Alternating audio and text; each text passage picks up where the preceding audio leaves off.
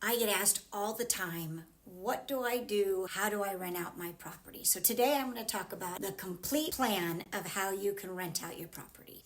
If you're thinking about renting out a Las Vegas property, I'm going to give you some suggestions that are hopefully going to protect your property, and I'm going to use my 20 plus years in property management, my tips and tricks to help you. First, understand the Las Vegas market, the seasonal seasons. The summer is great, the winter slows down, and that is traditionally how it is every single year. So you want to prepare for that if you can, and you want to make sure that you know when your property is going to go vacant, and if you can control it, have it go vacant between March and August. Understand current market saturation.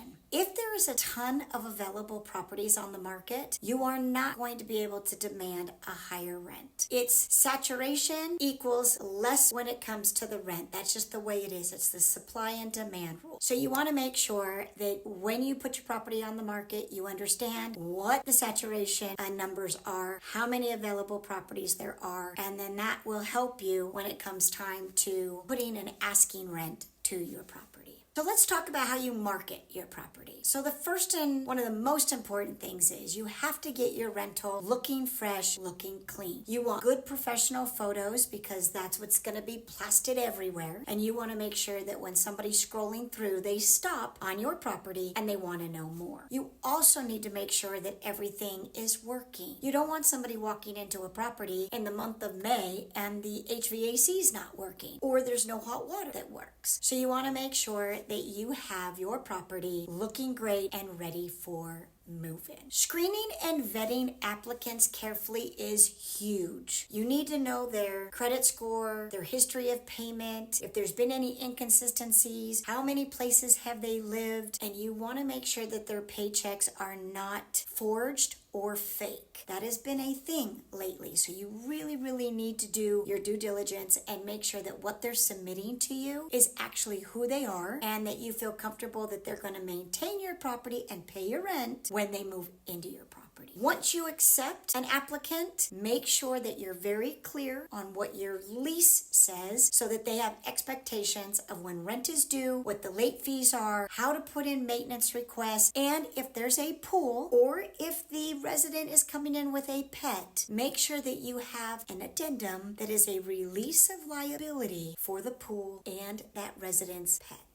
You want to make sure you have clear expectations in writing about when they need to call in for an issue that they are experiencing, especially if it is a water issue. They need to jump on that ASAP so that there's not more damage that occurs to your property. Remember, when you're giving away the security deposit at the end of the term of the lease, you only have 30 days. If you don't, you will be found in court with a judgment that could be up to 3 times what your security deposit was that you collected. So that's very important. You also need to vet vendors. Vendors are going to be priceless when you need them. You are going to want to be able to call them if it's a Saturday, a Sunday after hours. They are going to need to be experienced in getting things fixed and fixed quickly. Do you know that the number 2 reason why a resident does not renew their lease is because of slow maintenance repairs? Number 1 is when you raise the rent, but number 2 is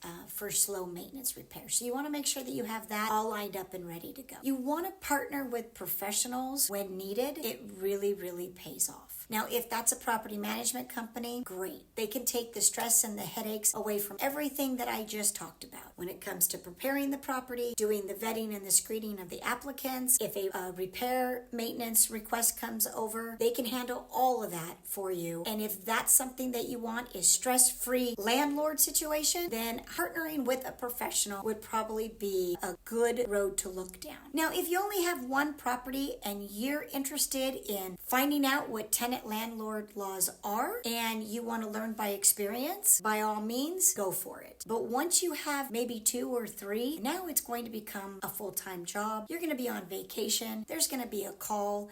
There's going to be, in fact, I'll tell you a story of one of our owners right now. So our owner right now has been managing their own property.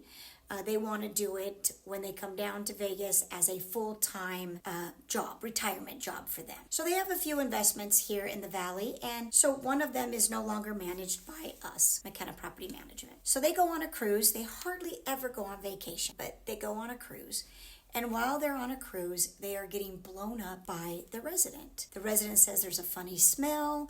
It's awful. It gives her a headache. Something's wrong. So while they're on vacation on this cruise, they have to call up all these people to come and try and figure out what this awful smell is. They thought it was the washing machine, stale water. So they bought a brand new washing machine and a brand new dryer. Come to find out, after those appliances were installed, the smell was still there. The neighbor next door had died, and nobody had known about it for quite a while. So there was a smell coming from the neighbor's condo, and that smell went into their condo. Now that has since been fixed. The biohazard team came in, cleaned everything up, and now there is no smell. But because the resident moved in with such an awful first impression, let's say, where for 30 days it was awful smell, having to replace washer dryer, still not fixing the problem.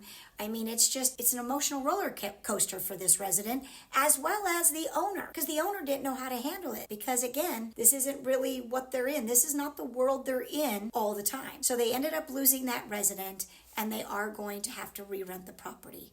So that means that in a 12-month time frame, they will have had 2 vacancies and 4 months of no rent coming in. So sometimes it might be worth partnering with a professional and taking that stress completely off your shoulders. Anyways, I get asked a lot, how do I get my property on the market? What do I do? What are some steps? Hopefully some of these tips and tricks are helpful for you.